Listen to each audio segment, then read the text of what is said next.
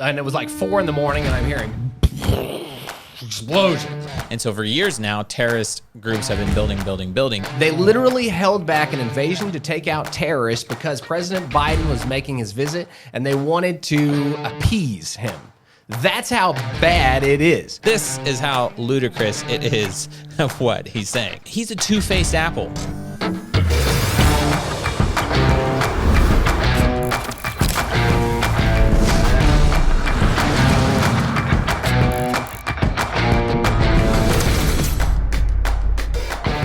Welcome to the Israel Guys, where we believe that in a world of Jew hatred and anti-Israel propaganda, you should have a direct connection to the land and people of Israel. Glad to have you with us today here in Israel's biblical heartland. We're on the Mount of Blessing. I'm Luke Hilton here with Joshua Waller in the studio, where there's been an interesting phenomenon. I call it terrorism in the heartland, but it hasn't been specific terrorist attacks against the Jewish people or Israelis. It's more like a terrorist nest that's been building and growing inside the Palestinian Arab villages and cities. And now Israel's taking steps to root out the terrorists and get rid of them completely. That's what we're talking about today, but make sure you subscribe and ring that bell. And if you want to join us for a volunteer program in Israel's heartland this fall, you got to sign up right now, okay? Check it out. Grape harvest, deadline's coming up next week. Tree planting, we still have spots open, but you need to go to serveisrael.com right now, link in the description below, and check that out. And we only have 2 days left to sign up as a monthly supporter of the Israel Guys at theisraelguys.com, link below. And if you do sign up in the next 2 days, you get a free Heartland tumbler/thermos. They're exclusive because they have not even been released yet. So check that out. And we greatly appreciate you supporting our work because we have a big announcement. You may notice things look a little bit different. That's because we now have content coming to you right here on YouTube at theisraelguys.com and podcast platforms every Monday, Wednesday, and Friday. Josiah and Justin are bringing you the news and the current events and the updates every Monday and Wednesday. Josh and I are bringing you the topics of the day and breaking it down so that you can understand what's really going on, fighting the fake news and the propaganda out there. That's coming to you every Friday as it is today. So you're going to want to subscribe. It's all free. But we're bringing you so much content, we would appreciate it if you would support us with a one-time or a monthly donation. Again, link below. Okay, we got to get to the news of the day, talking about terrorism in the heartland. This is happening just below where we're sitting in this studio right now. Josh, you want to tell them what happened? We actually woke up to this last Sunday morning. Yeah, and it was like 4 in the morning, and I'm hearing explosions. I'm like, what is going on? And literally, we live very close to the city center of Nablus, biblical Shechem. This is unfortunately, terrorists have taken over this city, and thank God right now that is changing. And so the booms and blowing up was Israel doing an anti-terror raid and taking out some of the terror network there. What I think is outrageous is that just a week before, though, we have the PA, head of the PA, Mahmoud Abbas, hugging. Who? Hugging our American President Biden. They're like brothers. They're like together in this. And that's one thing I just think the world is sorely misled. They don't understand that our American president was hugging, embracing a terrorist. I'm telling you, a full-blown terrorist. And if you don't believe me, we're going to describe the kind of events that have surrounded this visit, actually. There's a summer camp going on. Well, I just want to make sure people put it together here. We have 2 weeks ago, or a week and a half ago, Biden and Abbas meet and embrace. First of all, Biden fist bumps all the other Israeli leaders. Then he embraces Mahmoud Abbas after taking the Israeli flag off before driving to Bethlehem. Right. The next week, Abbas is not only slamming Biden's visit, calling it totally unproductive and a big zero in his words. Right. He's embracing terrorism by paying condolence calls to families of murderers, hosting a summer camp for training kids to be terrorists in the heart of Samaria, and hiding terrorists within their towns. That's what's happening in conjunction with a visit from the President of the United States. And I would also say in conjunction with the summer camps is, typically we think of summer camps as Western, and in the Western world, we think of summer camps being like a thing where children can go and have fun and learn productive things that will help them in their life of learning and encouragement for the future, right? Well, let me just describe to you the kind of events that were happening right here. Remember, and what's happening simultaneously is we having an anti-terror IDF team going in and taking out terrorist units. And what in the world would terrorism have to do with a summer camp? Like summer camp? Are you kidding? Well, actually it does. And who hosted the terror camp? What do we call it? Terror camp? It's supposed to be called summer camp. Summer camp, well, the Fatah's military wing is the Al-Aqsa Martyrs Brigade. Why would the Martyrs Brigade be hosting summer camps? And this is like the summer camps. You type in like most popular summer camps in America, well, you're not going to find anything like this. You want excitement.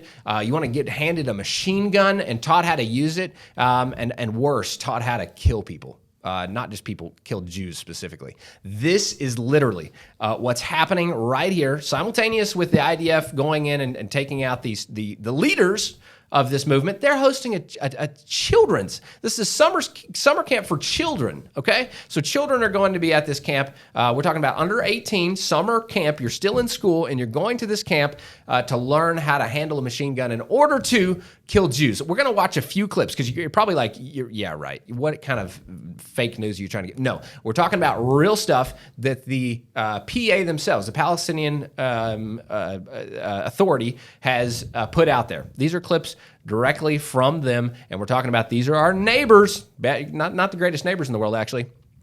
These are the neighbors to the Jewish communities of Judea and Samaria. This is highly unfortunate. The world has to know what's going on here. We're going to watch a few clips of these children being handed machine guns and taught how to use them, and then also how to get through tunnels, how to get away from IDF soldiers, how to be trained in order to fight soldiers and civilians, Jewish soldiers and civilians, how to jump over fires, how to do all these things. Again, we're talking about children. We're not talking about a military, fighting force, which is actually outrageous. They shouldn't have one anyway.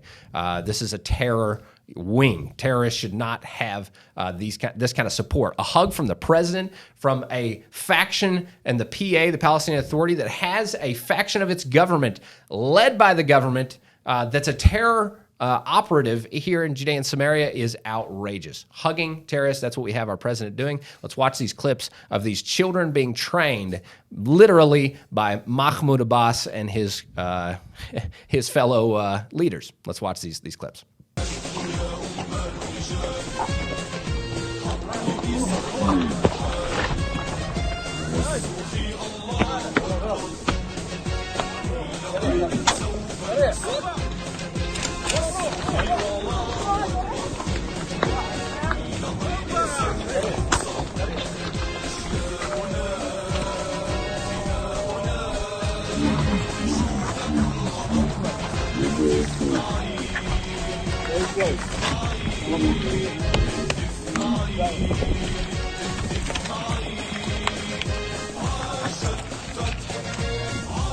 جيد والله والله جيد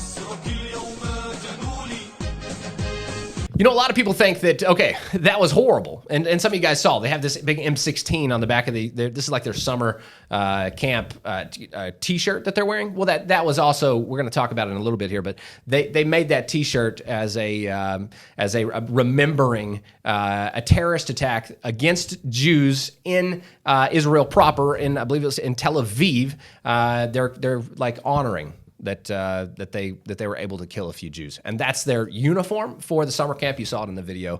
That's horrible, and people are like, okay, just one event like this is really crazy that there's summer camps for children with just pure hatred of Jews, anti-Israel propaganda, and not only propaganda but literally to kill Jews.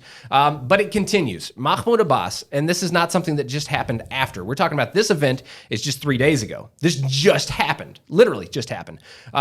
No, Mahmoud Abbas has a very long history of supporting terrorism and killing of Jews. I want to be very blatantly honest about this. He's very supportive of acts against Jews, terrorist acts against Jews. And how do we know that? Even just this past December, what happened? They had their 57th anniversary for the PA government. And what did they do? Did they have a fancy ball, and like have a real fun time and just, that's kind of like a Western way of celebrating anniversaries, is to have no. They did the same thing. They had a 2-day rally that was filled with hate speeches and anti-Israel propaganda, and again brought out the machine guns and the fire things, and taught the children how to jump over fires and how to fight IDF soldiers and the rest. Now, this is very disturbing, but I want to give you a one quote. This is the Fatah, which is the Palestinian Authority's unit. They're the Fatah unit there. This is the deputy chairman of the Fatah party.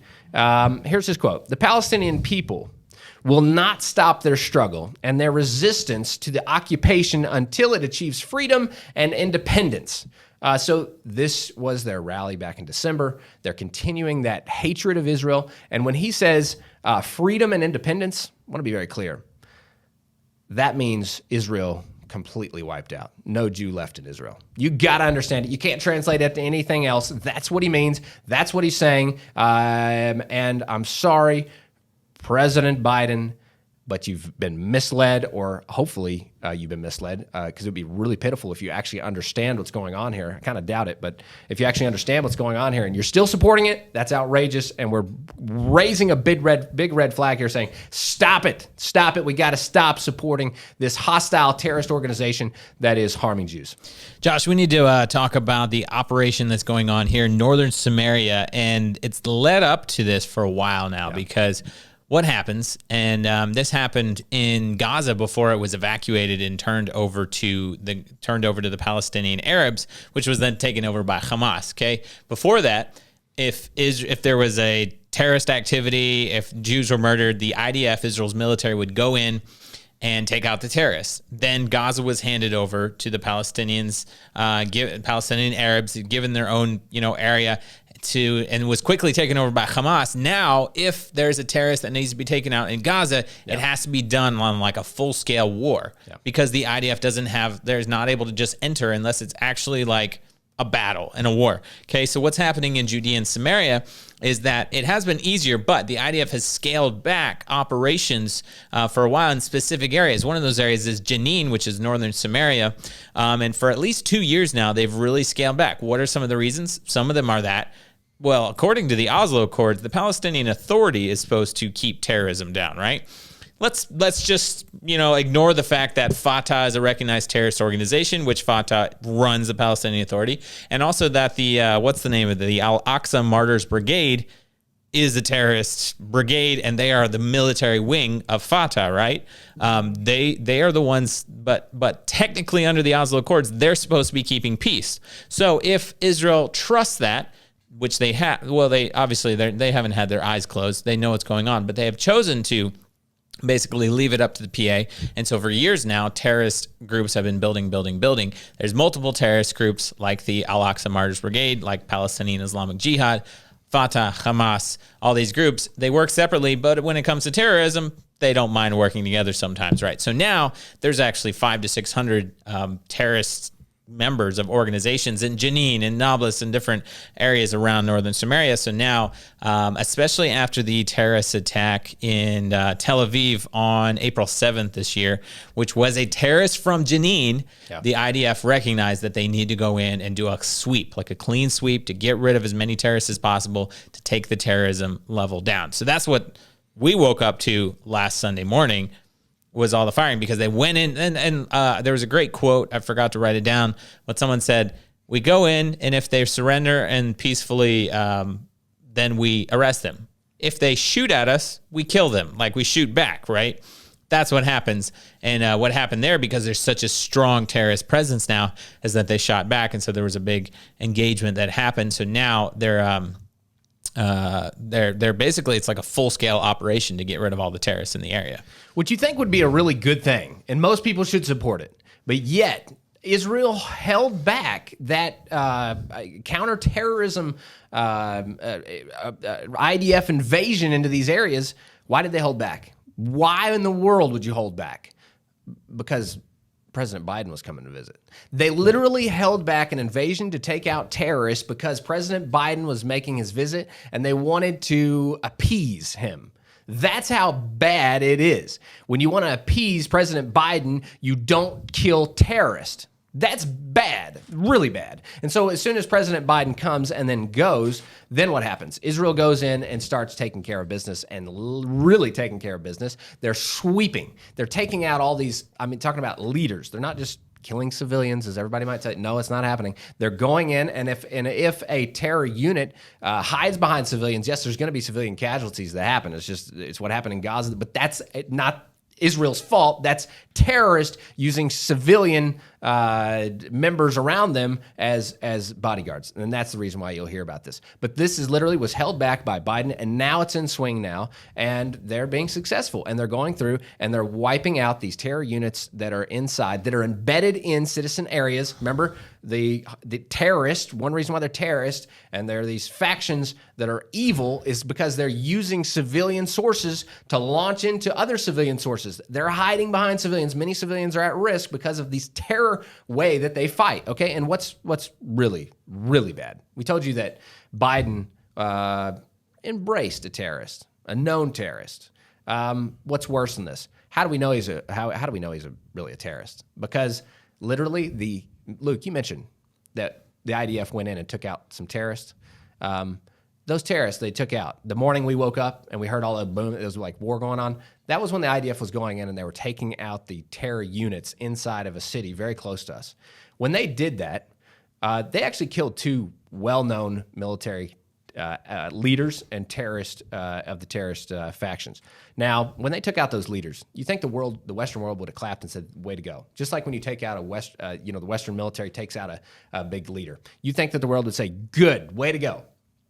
Well, the one that Biden embraced, we're talking about this Mahmoud Abbas, terrorist. Well, he calls their families of those that were killed, right?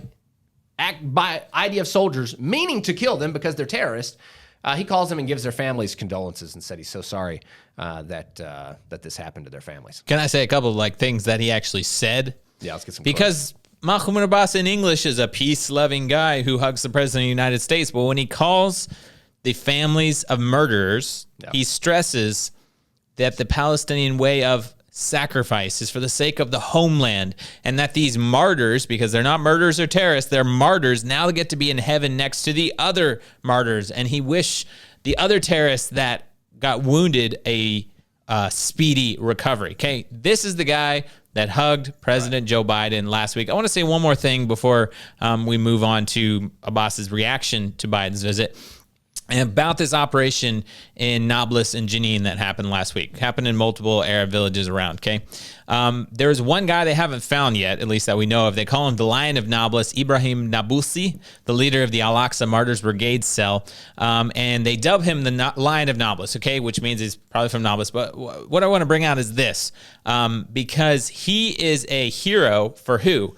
The younger generation. So you have this guy who's known to be from Nablus, the biblical city of Shechem, and you have a Fatah summer camp happening for 13 and 14-year-olds in the same city. Who is their role model? Who is their hero? People like the Lion of Nablus, Ibrahim Nabulsi, a known terrorist, known leader, a guy that's basically on the IDF's list of people to capture or take out, depending on whether he surrenders or not, right? So that's one of the other big problems with the PA and even trusting them, is that they're holding up these terrorist leaders and murderers as role models and hosting summer camps, official summer camps, where they're looking up to people like this as their hero. Luke, you well described there. I want to talk about, so we have Biden and the visit with Mahmoud Abbas, and we've got this kind of weird situation going on in a sovereign state of Israel. Biden takes a lot of freedoms here, and he goes and takes his Israeli flag off the car, like we said, and then he goes inside the Arab areas.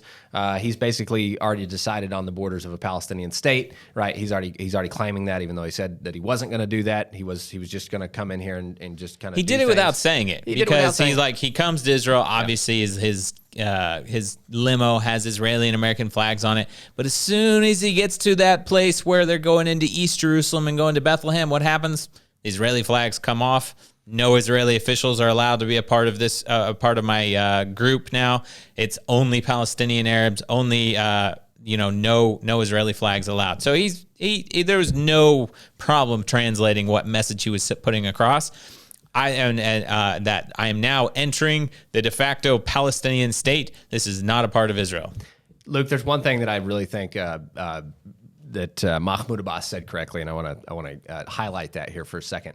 And he actually agreed with basically the American public, and he said, for once, this is very rare for this to happen. He agreed with the American public, and he said that he could not obtain one sentence, not even a single sentence from Biden that could be used to define progress in the political process between Israel and the Palestinians. I thought, wow, he really got to know the president well. He couldn't use not one sentence. I guess the sentence made sense to him enough to actually define something that he could use to promote his ideas. I thought, wow, that really defines a Biden visit. I would love to have been in these political meetings with Biden in his incoherent state. And that's actually to talk to him about what's going on. But literally, he says that it was a big zero. That should be a positive thing for the pro-Israel community too. Because there was a lot of worry about what was going to happen. I'd say the only clear thing that they came away with from Biden's visit was that he said, quote, 2 states along the 1967 lines where mutually agreed to swaps remain the best way to achieve equal measures of security, prosperity, freedom, and democracy for the Palestinians as well as Israelis, which could be concerning, except that's been his stance for, how long has Biden been in politics?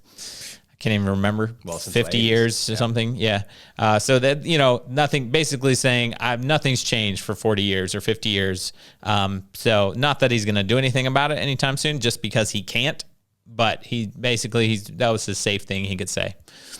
So basically, we have Abbas. He starts this whining process. He starts going around the world. I didn't get what I wanted out of the president, because he wanted to establish. He wanted him to just put his fist down and say, this is the borders of our new Palestinian state, and then we're going to move from there, and we're going to finish wiping Israel off afterwards. I just want to make one thing clear real quick. I've said this before, but I want you to understand this. There's a map, and usually every, you got mayors of towns, and you got these leaders in Arab. I'm sure you go to Mahmoud Abbas's office, for instance.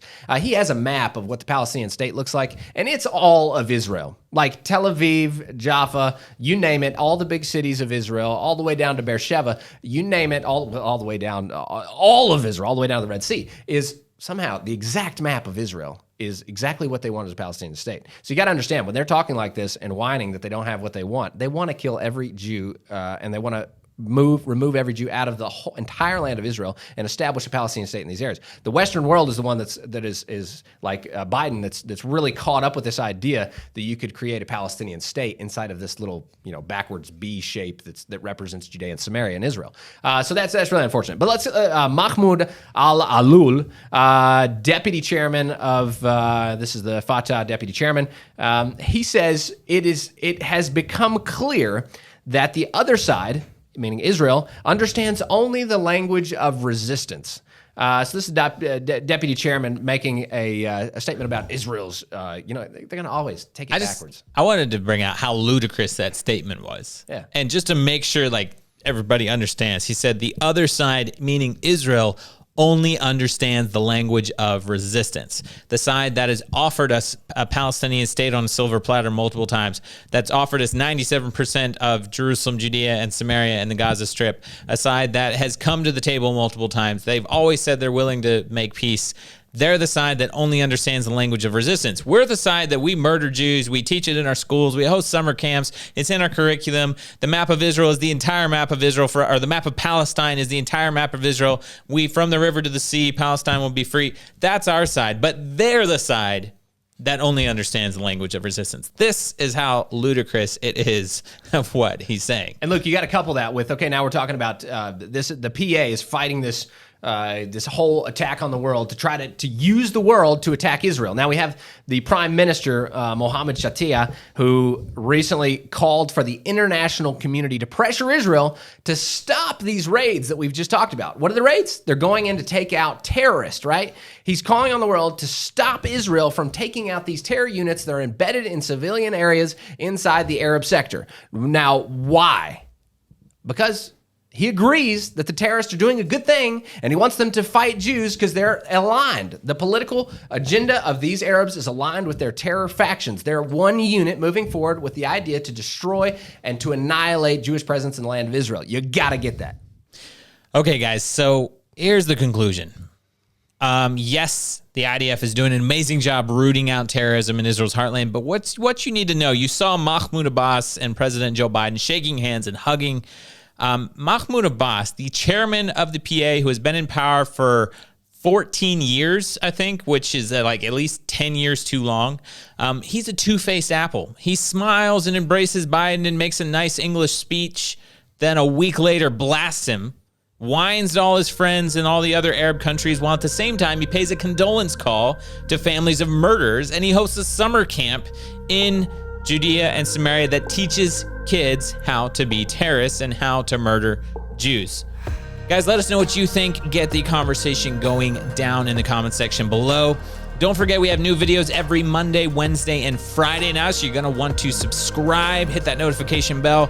Remember, tune out the fake news and tune into what's actually happening here in the heartland of Israel. We'll be back Monday, Wednesday, and Friday with your direct connection to the land and people of Israel.